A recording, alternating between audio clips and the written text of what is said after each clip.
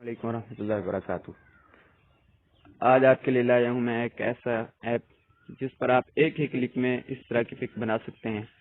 तो अपना वक्त ज़ाया किए बगैर चलते हैं अपने वीडियो की तरफ। इसके लिए आपको चाहिए होगा एक ऐप फोटो लैब। ये आप प्ले स्टोर से डाउनलोड कर सकते हैं। इस पहले टॉप पर खड़ा होगा तो आपने ट्रेंडिंग पे जाना है और ये पहली पहली वाली इस पे आपने क्लिक करना है। तो जैसे ही आप यहाँ पर क्लिक करेंगे नीचे से आपकी गैलरी आ जाएगी। तो गैलरी में से कोई भी पिक आप ले लेंगे। ये मैं ले लेता हूँ, ये आ गया। इस पे आप क्लिक करेंगे तो ये प्रोसेसिंग हो रही है, ये बन रही है। ये प्रोसेसिंग जैसे ही पूरी होगी तो आपकी पिक ऑटोमेटिक बन जाएगी एक ही क्लिक पे। ये आप देख सकते हैं, ये प्रोसेसिंग हो रही है।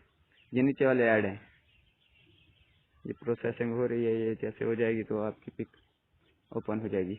Almost done. ये देख सकते हैं आप किस तरह ये बन गई है। तो इसको सेव करेंगे हम। ये 3 डॉट नज़र आ रहे हैं यहाँ पर, ये सेव टू डिवाइस, ये ऐड आ गया।